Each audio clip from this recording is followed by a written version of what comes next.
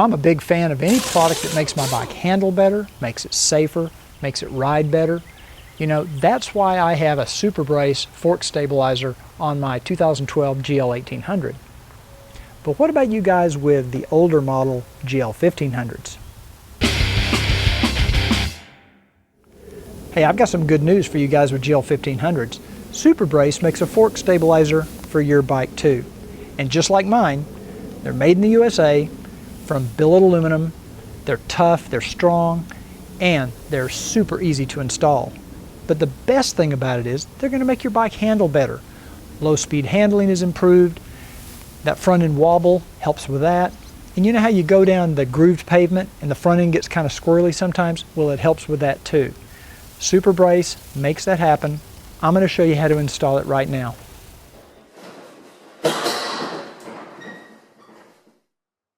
Here I'm using a pick to remove the decorative caps that cover the two bolts that hold on the fork protector. Remove the chrome plastic fork protector by removing the two 4mm Allen bolts as shown.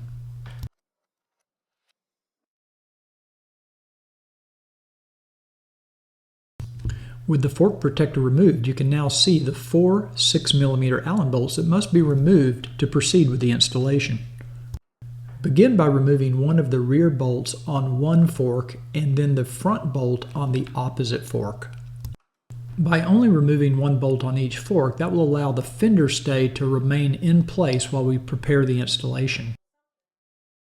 Replace the two bolts that you just removed using the long all-thread bolts that were shipped with the SuperBrace kit. Now this will help hold the fender stay in place as we remove the other two 6mm Allen bolts.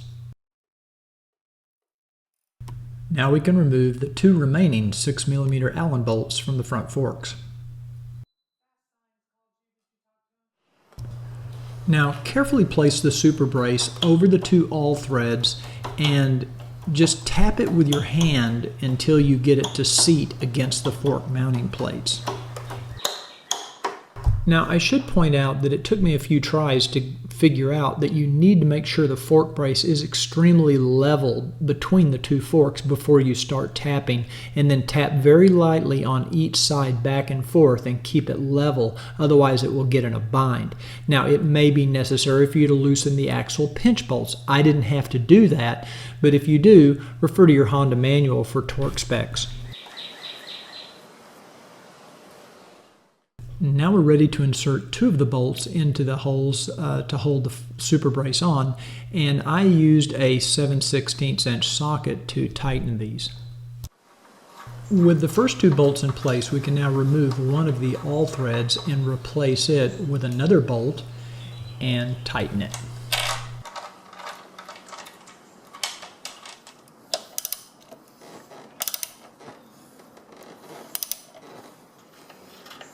Now repeat that process for the last remaining all thread. Make sure all four bolts are securely tightened using the 7/16 inch socket. Congratulations, your SuperBrace has been successfully installed. Using a pair of pliers, you need to break off the two small tabs on the chrome plastic fork cover so that it will fit properly over the SuperBrace.